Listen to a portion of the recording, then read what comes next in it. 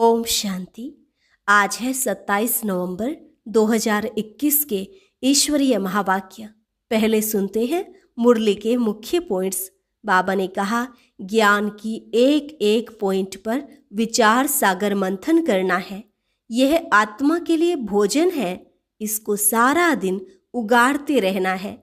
परंतु बच्चों की बुद्धि से पॉइंट्स खिसक जाती हैं, पूरी धारणा नहीं करते। जो अच्छी रीति धारण कर फिर दान भी करते हैं, उनको उच्च पद भी मिलता है और खुशी भी रहती है। जिनको सर्विस का शौक नहीं, वह विचार सागर मंथन भी नहीं करते। तुम्हें ज्ञान सागर को पूरा हप करना है।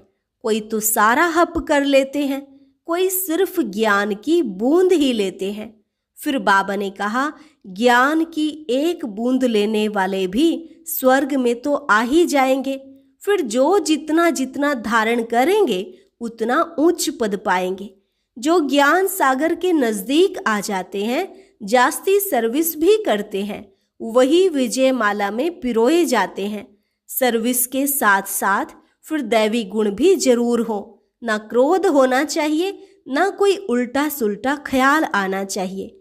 आगे कहा, रहना तुमको गृहस्थ में ही है, परंतु आसुरी स्वभाव छोड़ना है, मेहनत करनी है। पवित्र बनने से ही मुक्ति, जीवन मुक्ति मिलेगी। बाप कहते हैं, मैं तुमको कितनी अच्छी बातें सुनाता हूँ, दूसरा कोई उल्टी सुल्टी बातें सुनाए तो एक कान से सुन, दूसरे से निकाल दो। और लास्ट में कहा, मीठे मीठे बच्चे, थोड़े में राजी मत हो जाओ। अच्छी रीति धारण कर सागर को हप करो। पुरानी दुनिया तो खत्म होनी ही है, तैयारियां हो रही हैं। बाकी जो थोड़े दिन बचे हैं, इसमें खूब सर्विस करनी है। और अब सुनते हैं महावाक्यों को विस्तार से। मुरली का सार। मीठे बच्चे, ज्ञान धन का दान करने के लिए विचार सागर मंथन करो। दान का शौक रखो तो मंथन चलता रहेगा। ज्ञान धन का दान करने के लिए विचार सागर मंथन करो। दान का शौक रखो तो मंथन चलता रहे। प्रश्न, ज्ञान मार्ग में सदा अपने को तंदुरुस्त रखने का साधन क्या है? उत्तर, सदा अपने आप को तंदुरुस्त रखने के लिए बाबा द्वारा जो भी ज्ञान घास मुरली मिलती है, उसे खाकर फिर उगाड़ना चाहिए, अर्थात मंथन करना चाहिए। जिन बच्चों को मंथन करने की अर्थात हजम करने की आदत है, वह बीमार नहीं पड़ सकते। सदा तंदुरुस्त वह है जिसमें विकारों की बीमारी नहीं। गीत, तू प्यार का सागर है, तेरी एक बूंद के प्यासे हम। ओम शांति। बच्चों ने गीत सुना। मनुष्य जो भी गीत आदि बनाते हैं, शास्त्र आदि सुनाते हैं, समझते कुछ भी नहीं। जो कुछ पढ़ते आए हैं, उससे कोई का कल्याण नहीं हुआ है, और ही अकल्याण होता आया है। सर्व का कल्याणकारी एक ही ईश्वर है। तुम समझते हो हमारा कल्याण करने वाला आया हुआ है, कल्याण का रास्ता बता रहे हैं। खास तुम भारतवासियों को आम सारी दुनिया का कल्याण करने वाला एक बाप ही है। सतयुग में सबका कल्याण था। तुम सब सुख धाम में थे और बाकी सब शांति धाम में थे। यह बच्चों की बुद्धि में है, परंतु पॉइंट खिसक जाती हैं, पूरी धारणा नहीं करते हैं। अगर एक पॉइंट पर विचार सागर मंथन करते रहें तो ऐसा ना हो। जानवरों में जितना अकल है, आजकल के मनुष्यों में उतना भी अकल नहीं। जानवर गऊ घास खाते हैं तो उगाड़ते रहते हैं। तुमको भी भोजन मिलता है, परंतु तुम फिर सारा दिन उगाड़ते नहीं हो। वे तो सारा दिन उगाड़ते ही रहते हैं। यह तुमको मिलता है ज्ञान घास, योग और ज्ञान। इस पर दिन भर विचार सागर मंथन करते रहना चाहिए। जिनको सर्विस का शौक नहीं, वह विचार सागर मंथन करके क्या करेंगे? शौक नहीं तो करेंगे भी नहीं। कोई कोई को ज्ञान धन देने का शौक रहता है। गौशाला में मनुष्य जाकर गौओं को घास आदि देते हैं, वह भी पुण्य समझते हैं। बाप तुमको यह ज्ञान घास खिलाते हैं। इस पर विचार सागर मंथन करते रहेंगे तो खुशी में रहेंगे और सर्विस का भी शौक रहेगा। कोई लोटा भर लेते हैं अथवा बूंद लेते हैं, वह भी स्वर्ग में चले जाएंगे। स्वर्ग के द्वार तो खुलने ही हैं। यूं तो ज्ञान सागर को हप करना है। कोई तो सारा हप करते हैं, कोई तो बूंद लेते हैं, फिर भी स्वर्ग में तो जाएंगे। बाकी जितना जितना धारण करेंगे उतना उच्च पद पाएंगे। बाकी स्वर्ग में एक बूंद से भी चले जाएंगे। मनुष्य मरते हैं तो उनको गंगा की एक बूंद देते हैं। कोई कोई घर में सदैव गंगा जल ही पीते हैं। कितना पीते होंगे, गंगा तो बहती रहती है, उनको तो कोई हप कर ना सके। तुम्हारे लिए ही तो गाया हुआ है, सागर को हप कर लिया। जो ज्ञान सागर के नजदीक आ जाते हैं, जास्ती सर्विस करते हैं, वही विजय माला में पिरोए जाते हैं। जितना जितना जो हप करते हैं और दूसरों का कल्याण करते हैं, वह पद भी पाते हैं। जितना धारणा करेंगे उतना खुशी भी होगी। धनवान को खुशी होती है ना। जिनके पास बहुत अथाह धन होता है, दान करते हैं, कॉलेज, धर्मशाला, मंदिर आदि बनवाते हैं, तो उन्हें इतनी खुशी भी रहती है। यहाँ तो तुमको मिलते हैं अविनाशी ज्ञान रत्न, 21 जन्मों के लिए अविनाशी खजाना। जो अच्छी रीति धारण कर फिर दान भी करते हैं, उन्हें अच्छा पद मिलता है। कोई कोई बच्चे लिखते हैं, बाबा हमको दिल होती है नौकरी छोड़ इस रूहानी सर्विस में लग जाएं। प्रोजेक्टर प्रदर्शनी लेकर फिरते रहें। एक बूंद भी कोई को मिलेगी तो कल्याण हो जाएगा। सर्विस का बहुत शौक है। बाकी हरेक की अवस्था को बाबा जानते हैं। सर्विस के साथ फिर गुण भी चाहिए। न क्रोध होना चाहिए, न कोई उल्टा सुल्टा ख्याल आना चाहिए। विकारों की कोई भी बीमारी ना हो। तंदुरुस्ती अच्छी चाहिए। जिनमें विकार कम है, बाबा कहेंगे यह तंदुरुस्त है। बाबा महिमा करेंगे ना। गाया हुआ भी है, कौन कौन अच्छे महारथी हैं। उन्होंने फिर असुर और देवताओं की लड़ाई दिखाई है। देवताओं की जीत हुई। अब हमारी लड़ाई है 5 विकारों रूपी असुरों से। और कोई किस्म के मनुष्य असुर नहीं होते हैं। जिनमें आसुरी स्वभाव है उनको ही असुर कहा जाता है। नंबर 1 आसुरी स्वभाव है काम का, इसलिए सन्यासी भी इसे छोड़ भागते हैं। इन आसुरी अवगुणों को छोड़ने में मेहनत लगती है। रहना भी गृहस्थ में है, परंतु आसुरी स्वभाव छोड़ना है। पवित्र बनने से मुक्ति, जीवन मुक्ति मिलती है। कितनी भारी प्राप्ति है। वह तो घर बार छोड़ भाग जाते हैं, प्राप्ति कुछ है नहीं। इन चित्रों में कितनी अच्छी अच्छी बातें समझने की हैं। वे लोग तो सिर्फ चित्रों का शो करते हैं। सिर्फ चित्र देखने के लिए कितने जाते हैं, फायदा कुछ भी नहीं। यहाँ इन चित्रों में कितना ज्ञान है, इससे फायदा बहुत होता है। इसमें आर्ट आदि की कोई भी बात नहीं है, ना कोई बनाने वाले की होशियारी आदि है। उन्हों के तो नाम चित्र पर लिखे हुए होते हैं, आर्टिस्ट को भी इनाम मिलता है। कोई इतना समझते हैं, हाँ बाप को तो जरूर याद करना चाहिए। इतना कहा तो भी प्रजा बनी।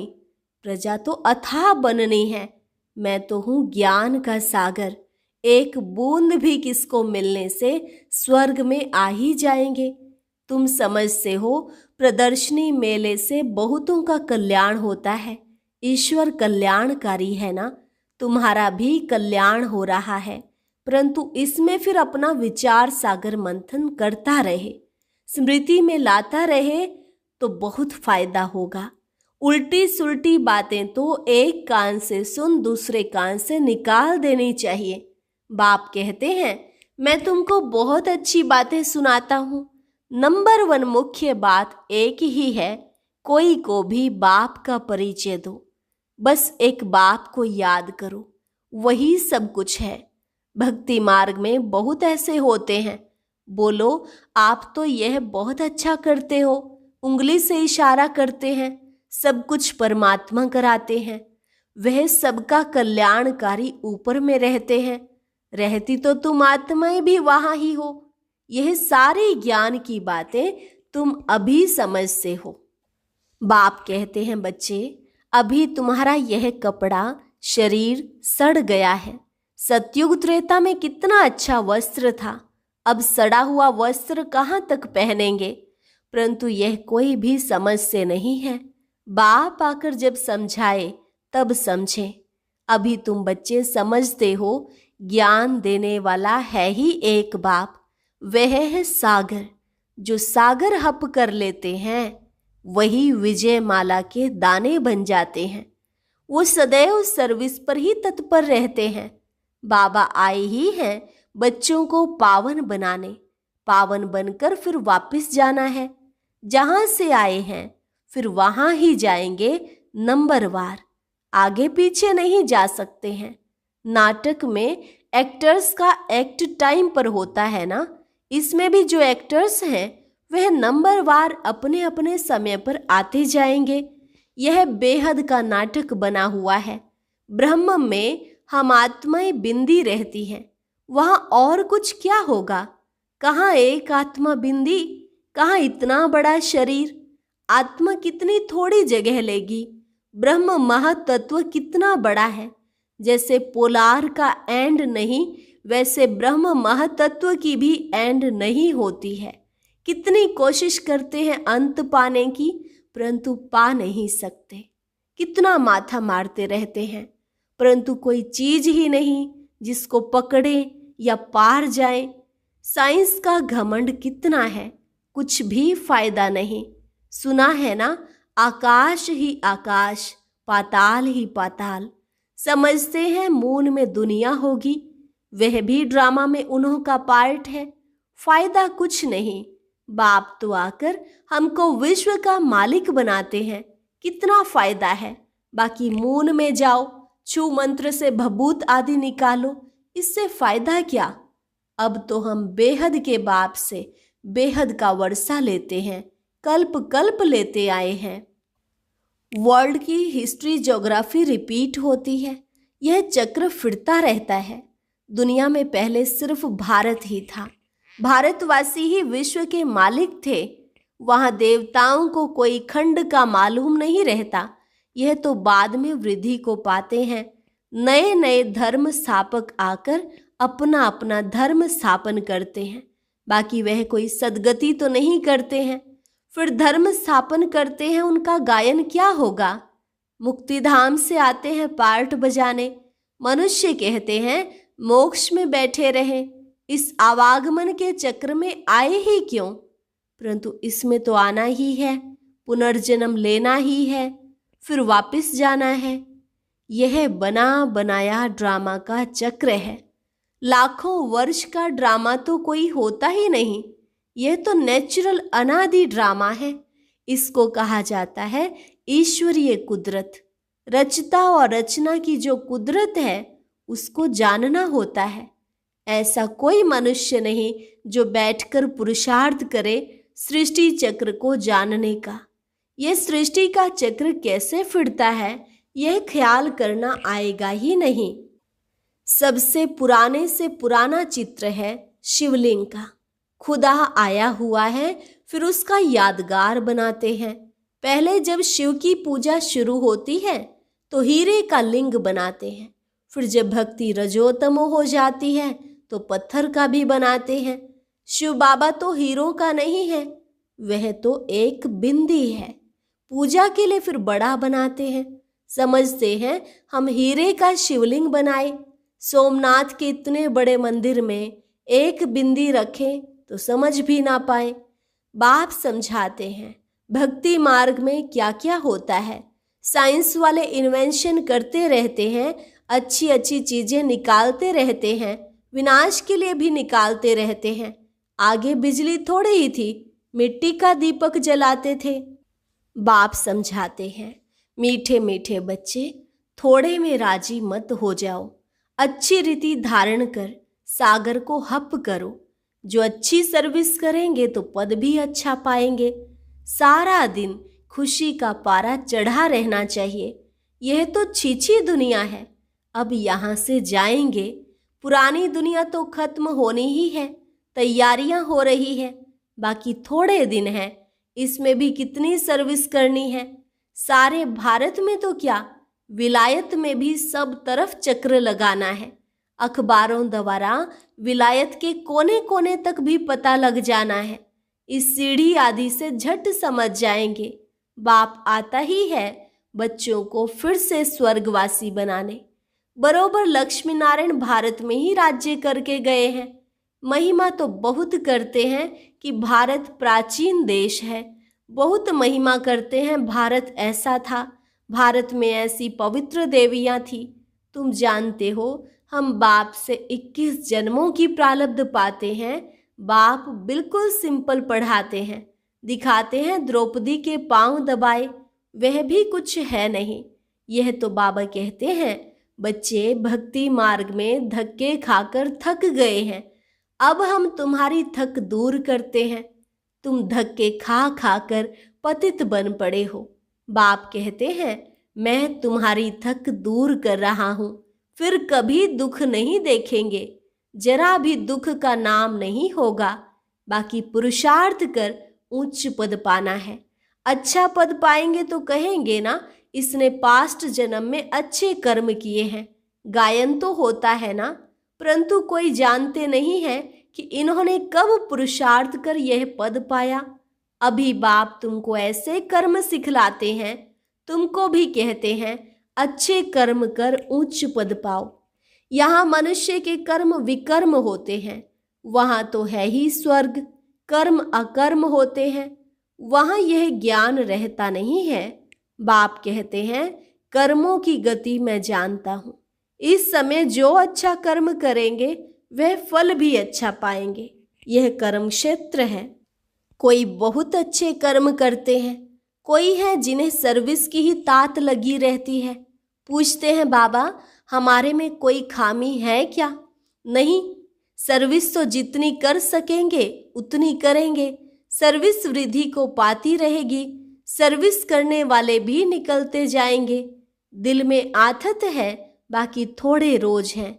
अब ऐसा पुरुषार्थ करे जो वहां भी उच्च पद पाए। बाबा यह ज्ञान घास खिलाते हैं, कहते हैं उगाड़ते रहो तो धारणा पक्की हो जाए, खुशी का पारा भी चढ़ा रहे। बहुत सर्विस करनी है, बहुतों को पैगाम देना है। तुम पैगंबर के बच्चे पैगंबर हो। एक दिन बड़े अखबारों में भी तुम्हारे चित्र पड़ेंगे। विलायत तक तो अखबारें जाती है ना, चित्रों से समझ जाएंगे। यह नॉलेज तो गॉड फादर की है, बाकी मेहनत है मनमना भव होने की। वह भारतवासी ही मेहनत करते हैं। अच्छा, मीठे मीठे सिकिल अधे बच्चों प्रति मात पिता बाप दादा का याद प्यार और गुड मॉर्निंग। रूहानी बाप की रूहानी बच्चों को नमस्ते। रूहानी बच्चों की रूहानी बाप दादा को नमस्ते नमस्ते, गुड मॉर्निंग। धारणा के लिए मुख्य सार। पहली पॉइंट, बाप जो अच्छी अच्छी बातें सुनाते हैं उन पर विचार सागर मंथन कर बहुतों का कल्याणकारी बनना है। उल्टी सुल्टी बातें एक कान से सुन दूसरे से निकाल देनी है। कोई भी आसुरी स्वभाव है तो उसे छोड़ना है। बाप जो ज्ञान घास खिलाते हैं उसे उगाड़ते रहना है। वरदान, सदा अपने पवित्र स्वरूप में स्थित रहे, गुण रूपी मोती चुगने वाले होली हंस भव। सदा अपने पवित्र स्वरूप में स्थित रहे, गुण रूपी मोती चुगने वाले होली हंस भव। आप होली हंसों का स्वरूप है पवित्र और कर्तव्य है सदैव गुणों रूपी मोती चुगना। अवगुण रूपी कंकड़ कभी भी बुद्धि में स्वीकार ना हो, लेकिन इस कर्तव्य को पालन करने के लिए सदैव एक आज्ञा याद रहे कि ना बुरा सोचना है, ना बुरा सुनना है, ना बुरा देखना है, ना बुरा बोलना है। जो इस आज्ञा को सदा स्मृति में रखते हैं, वे सदा सागर के किनारे पर रहते हैं। हंसों का ठिकाना ही है सागर। स्लोगन: चलते फिरते फरिश्ता स्वरूप में रहना, यही ब्रह्मा बाप की दिल पसंद गिफ्ट है। चलते फिरते फरिश्ता स्वरूप में रहना, यही ब्रह्मा बाप की दिल पसंद गिफ्ट है। अच्छा, और अब यह एक बहुत अच्छी वीडियो भी जरूर देखें।